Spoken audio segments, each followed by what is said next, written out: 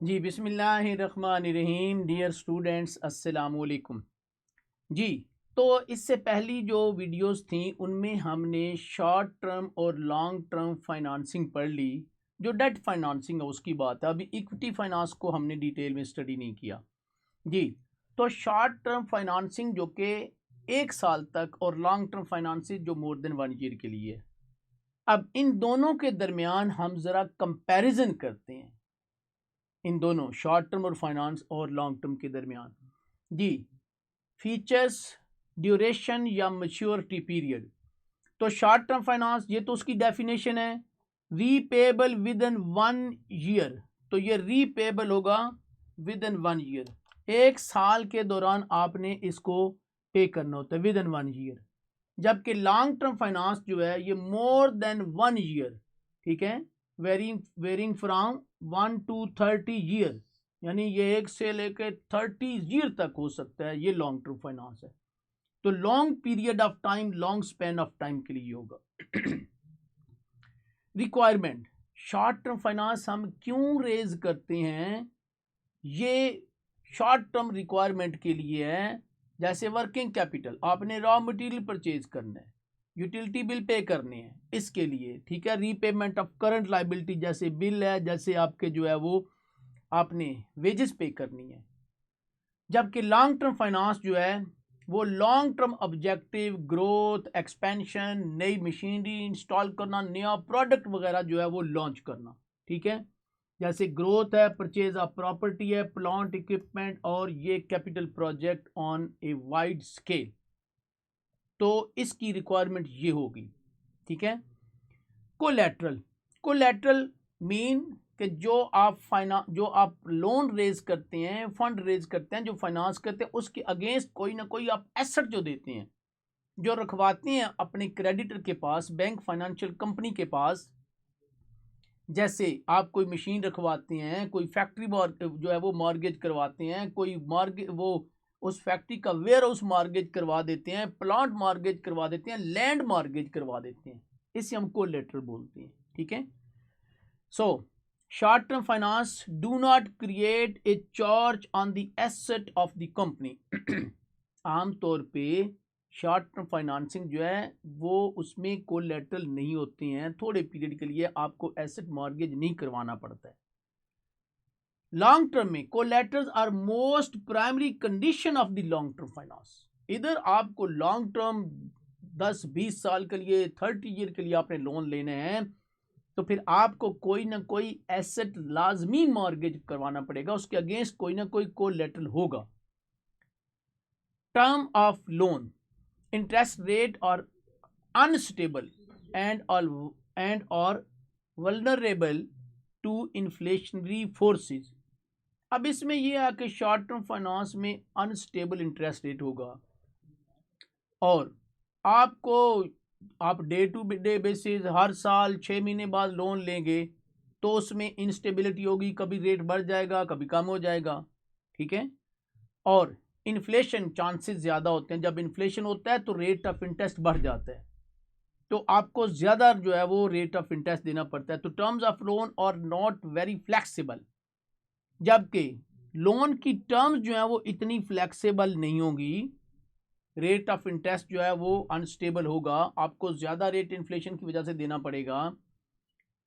लेकिन आपने वापस तो हर सूरत विद इन 1 ईयर ही करना है। लेकिन जब हम लॉन्ग टर्म फाइनेंस की तरफ आते हैं तो इंटरेस्ट रेट और स्टेबल, वो तो आपने 10 ईयर के लिए, 20 ईयर के लिए लिया होगा ना, हर साल तो नहीं लेते हैं कि मुख्तलिफ रेट होगा। जी, सो लिहाजा इधर जो रेट ऑफ इंटरेस्ट होगा वो स्टेबल रेट ऑफ इंटरेस्ट होगा। And terms of the loan offer flexibility, इसमें फ्लेक्सिबिलिटी होगी कि आप 6 महीने के बाद लोन की इंस्टॉलमेंट दें, साल के बाद दें, 3 महीने के बाद दें। लेकिन शॉर्ट टर्म तो हर सूरत में विद इन 1 ईयर आपने उसको रीपे करना होता है, कैपिटल विद इंटरेस्ट। जबकि इधर ऐसा नहीं है, तो इधर फ्लेक्सिबिलिटी होगी, loan offer flexibility such as repayment option. Repayment option में ये आपका ड्यूरेशन जो है वो पीरियाडिक जो रीपेमेंट है उसमें चेंजेस होती हैं, हो सकती हैं। Renegotiation of interest upon improvement in the credit rating, ये भी है कि अगर आपकी जो फर्म है उसकी क्रेडिट रेटिंग बढ़ जाती है, उसकी क्रेडिबिलिटी बढ़ जाती है, तो ऐसी सूरत में आप उसको रीनिगोशिएट भी कर सकते हैं, तो कम रेट ऑफ इंटरेस्ट भी हो सकता है। वॉल्यूम ऑफ फंड्स, जी, तो नेक्स्ट फीचर है volume of funds. Use to raise funds in limited amount since they are repayable in near future. इधर वॉल्यूम ऑफ फंड बहुत कम होगा, क्यों कि आपने थोड़ा सा पीरियड के लिए लेना है, साल के लिए लेना है, तो 6 महीने के लिए, तो वॉल्यूम ऑफ फंड जो है वो कम होगा, अमाउंट थोड़ी होगी।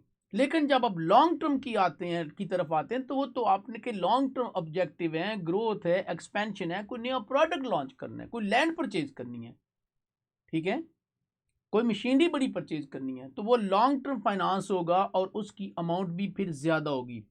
A large amount of fund can be obtained subject to the securities furnish, ये उसके ऊपर डिपेंड करता है, उसकी कंडीशन ये है कि आप कैसी सिक्योरिटी दे रहे हैं, कोलैटरल जो रखवाना है वो कैसा है, ठीक है।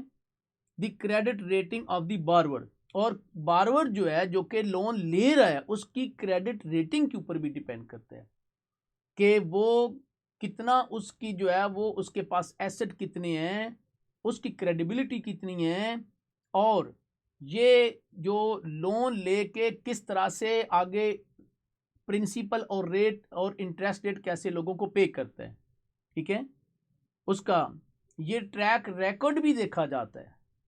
चलें जी, तो इसके बाद हम आते हैं इसके जो नेक्स्ट जो कंपैरिजन की जो चीज़ें हैं वो हम नेक्स्ट स्लाइड में देखते हैं, वो कौन कौन सी हैं।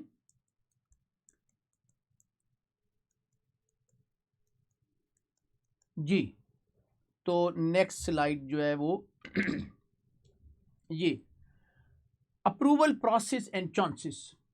अच्छा, शॉर्ट टर्म लोन के अप्रूवल प्रोसेस बहुत ज़्यादा होते हैं, बहुत ज़्यादा चांसेस होते हैं इसके अप्रूव होने के, और कोई लंबी चौड़ी वेरिफिकेशन नहीं होती, ये कि थोड़ी सी अमाउंट और थोड़े पीरियड के लिए, उसमें कंपनी को, फाइनेंसिंग इंस्टीट्यूशन को, बैंक को पता होता है कि उसका डेटर जो है वो साल के अंदर अंदर डिफ़ॉल्ट नहीं करेगा, उससे अंदाज़ा हो जाता है, ठीक है। तो फास्ट प्रोसेस है, इसमें हायर चांसेस ऑफ अप्रूवल और लेस वेरिफिकेशन, जबकि लॉन्ग टर्म लोन इसके अगेंस्ट कॉम्प्लेक्स स्लो प्रोसेस, और उसमें बहुत सारी चीज़ें जो है वो वेरीफाई करनी होती हैं, उसमें डॉक्यूमेंटेशन ज़्यादा होती है। जी, रीपेमेंट स्केड्यूल, शॉर्ट टर्म जो है वो इसमें कम फ्लेक्सिबिलिटी, लोअर फ्लेक्सिबिलिटी है, क्योंकि आपने हर सूरत साल के अंदर अंदर वापस करना है, जबकि इधर हायर फ्लेक्सिबिलिटी है, क्योंकि 30 साल के लिए, 30 ईयर के लिए, 20 ईयर के लिए आपने लोन लिया हुआ है, तो आप क्वार्टरली बेसिस के ऊपर, हाफ ईयरली, एनुअल बेसिस के ऊपर भी आप उसको वापस कर सकते हैं, ठीक है। फाइनेंसिंग कॉस्ट, जो शॉर्ट टर्म लोन है वो उसका रेट ऑफ इंटरेस्ट ज़्यादा होता है, लेकिन अमाउंट उसकी कम होती, चूंकि 1 साल के लिए लिया हुआ ना, तो थोड़ी अमाउंट में लोन लिया है और 1 साल के लिया है, तो उसकी अमाउंट तो कम रिटर्न करेंगे आप, लेकिन रेट ऑफ इंटरेस्ट के ऊपर ज़्यादा होता है। जबकि long term rate of interest, चूंकि आपने इन बल्क लोन लिया है, बहुत बड़ी अमाउंट में लोन लिया है, और 10 ईयर के लिए, 20 ईयर के लिए, तो उसके ऊपर रेट ऑफ इंटरेस्ट कम होता है, लेकिन उसकी जो इंटरेस्ट अमाउंट जो पे करते हैं वो फिर ज़्यादा होती है। Selection criteria, short term financing preferable, ये सिलेक्शन क्राइटेरिया कि आप कौन सा लोन लें, शॉर्ट टर्म लोन लें या लॉन्ग टर्म लोन लें, तो ये डिपेंड करता है कि आपकी सिचुएशन क्या है, आपके प्रॉब्लम क्या है, रीज़न क्या है लोन लेने की।